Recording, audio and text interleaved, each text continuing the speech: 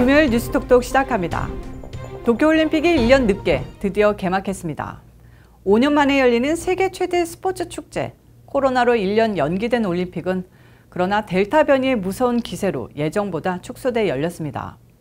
하이라이트인 개회식도 관중 없이 열려 세계 정상급 인사와 내외빈, 취재진 등 약 4,400명 그리고 206개 출전팀 참가자 6,000명 등 약 10,000명 정도만이 참석했습니다.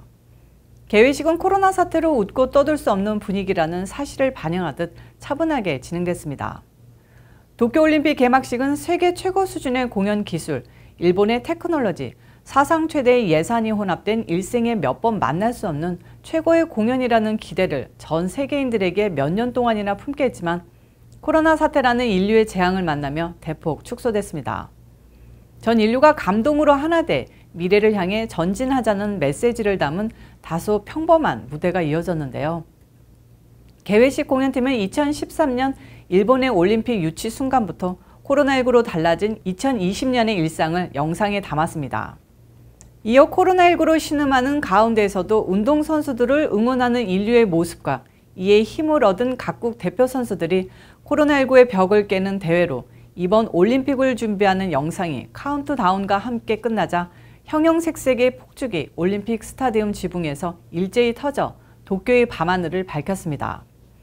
특히 121일간 일본 열도 2,000km를 돌고 이날 도쿄도 청사에 도착한 성화는 올림픽 스타디움에 들어온 뒤 나가시마 시게오, 마쓰이 히데키, 오사다 하루 등 일본의 야구 영웅으로 국민 영예상을 받은 3명과 코로나19 방역의 최일선에 선 의사와 간호사, 그리고 패럴림픽 선수에게 차례로 인계됐습니다.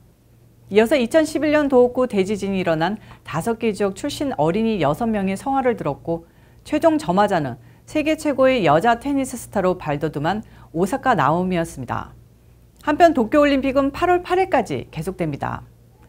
태극마크를 달고 도전하는 대한민국 선수는 232명, 29개 종목에 출전하는데요. 좋은 성과 기대하며 응원 보냅니다. 법무부가 미국에 거주하는 중국계 반체제 인사들을 중국에 돌려보내기 위한 각종 불법 공작을 벌인 중국인 2명을 기소했습니다. 이에 대해 중국 정부는 모욕적이라고 응수했습니다. 발표에 따르면 기소된 용의자들은 중국 당국이 조직적으로 지휘한 이른바 여우사냥 작전을 수행하며 중국을 떠나 미국에 거주 중인 반체제 인사들의 본국 송환을 비밀리에 추진해왔습니다. 앞서 법무부는 중국에 거주하고 있는 반체제 인사들을 협박하고 괴롭힌 여우사냥에 가담한 혐의로 모두 9명을 기소했는데 이번에 2명이 추가로 기소되는 겁니다. 이번에 기소된 중국인들은 최고 수십 년형의 선고가 내려질 수 있다고 관계자들은 전했습니다. 이들의 수법은 반체제 인사들의 거주지를 찾아내고 당사자와 가족들을 감시하고 협박하는 수법을 썼는데요. 반체제 인사들의 심리적 압박감이 상상 이상이었다고 합니다. 공소 내용을 살펴보면 공작원들이 해당 반체제 인사의 아버지를 중국에서부터 미국으로 데려와 설득하게 하거나 성인이 된 딸을 추행하고 협박 메시지를 보내는 등 잔혹하기 그지없습니다. 한 피해자의 집 앞에는 만약 네가 본국으로 돌아가 10년을 감옥에서 보낸다면 너의 아내와 가족은 무사할 것이라는 메시지를 붙여놓기도 했습니다. 이에 대해 중국 정부는 공식적으로 작전 대상들이 횡령과 뇌물수수, 직권남용 등 부패에 연루된 범죄자들이라고 주장하고 있습니다. 그러나 미국 정부는 이들이 시진핑 체제에 대한 비판자거나 반체제 인사라고 분명히 못 받고 있습니다. 한편 이 문제에 대해 자오리진 중국 외교부 대변인은 23일 정례 브리핑에서 중국의 법 집행기관은 국제법에 따라 협력하고 외국의 사법 주권을 존중하며 범죄 용의자의 권익을 보상했다며 그러나 미국은 기본적인 사실을 무시하고 중국의 용의자 추적 업무를 모독했다고 주장했습니다. 대변인은 한술 더 떠서 미국은 최근 몇 년간 중국이 제기한 범죄 용의자 추적 협력 요구에 소극적으로 대응하며 유엔 반부패 협약을 어겼다며 미국이 범죄자 도피 천국이 되지 않기를 바란다고 말했습니다. 미국 정부는 부서에 따라 대중국 정책도 오락가락하는 것 같습니다. 국무부가 22일 이익이 맞는다면 중국과 협력을 추구하겠다고 대중국 강경 기조보다 훨씬 누그러진 태도를 보였습니다. 특히 북한 문제에 있어서는 중국과 미국의 이익이 일치하는 영역 중 하나라고 강조했습니다. 네드 프라이스 국무부 대변인은 웬디 셔먼 부장관의 중국 방문을 앞둔 이날 브리핑에서 이익이 맞으면 우리는 중국과 협력을 추구한다면서 북한은 적어도 약간의 이익이 맞는 영역 중 하나라고 말했습니다. 그는 한일 방문에 이어 25, 26일 양일간 이뤄지는 셔먼 부장관의 방중을 거론하면서 경쟁적 요소와 적대적 요소, 잠정적 협력 요소까지 양국 관계의 전체적 측면이 의제가 될 것이라고 설명했습니다. 또한 북한과 관련해서는 우리가 중국에 뭘 기대할 수 있을지 파악해보기 위해 할 일이 있다고 본다고 했는데요. 이번 회담 결과에서 나올 성과물에 관심이 쏠리고 있습니다. 하지만 프라이스 대변인은 북한에 대한 미국의 백신 제공 여부와 관련해 현재 계획이 없다고 기존 입장을 재확인했고요. 북한의 열악한 인권 상황에 대한 일침 또한 잊지 않았습니다. 다음 소식입니다. 어제 전해드린 바대로 쿠바 정부의 잔혹사 시위대 체포 작전과 이들에 대한 즉결 심판이 세계의 비난을 받고 있는데요. 미국 정부가 이와 관련해 쿠바 정부 인사와 기관에 대한 제재 조치를 발표했습니다. 재무부는 22일 쿠바 반정부 시위를 진압한 알바로 라페스 미에라 국방장관과 내무부 소속 특수부대를 제재 명단에 올렸다고 발표했습니다. 미국 정부는 정당한 시위를 진압하며 인권을 유린했다고 판단해 이 같은 조치를 취했는데 이런 움직임은 시위 당시만 하더라도 쿠바에 대한 이전 제재 조치를 일부 해제해 쿠바 국민들의 삶을 개선하겠다고 말했던 바이든 대통령의 말과 달라 주목을 받고 있습니다.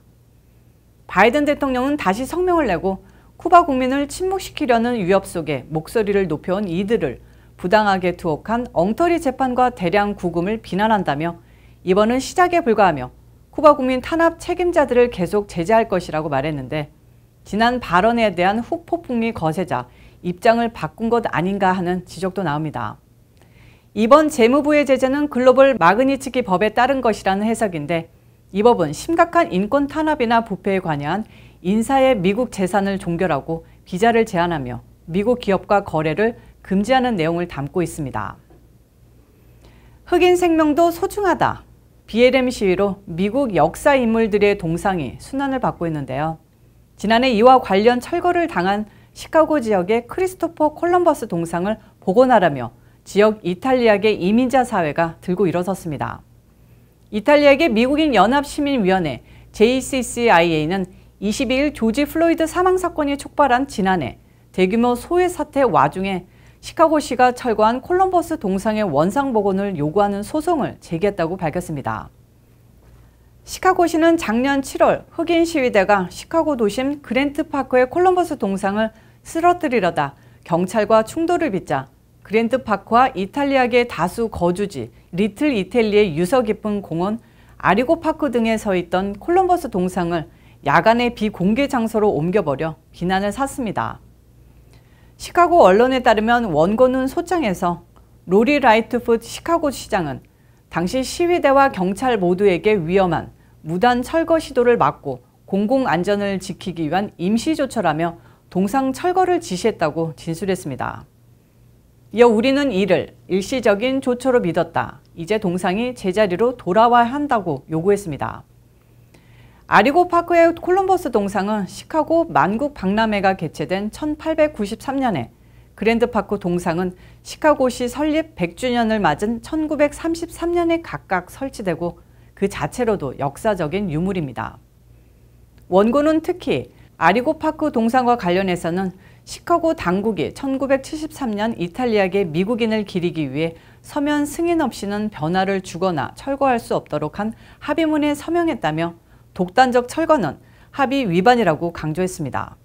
한편 1492년 아메리카 대륙에 첫 발을 내디딘 탐험가 콜럼버스는 논란이 있지만 신대륙을 발견한 인물로 여전히 기념받고 있습니다. 하지만 백인 우월주의 상징이라는 주장이 일면서 미국 곳곳에 서 있던 동상이 반달리즘 대상이 되거나 철거되는 순환을 겪고 있습니다. 이상 뉴스톡톡 마칩니다. 시청해주셔서 감사합니다.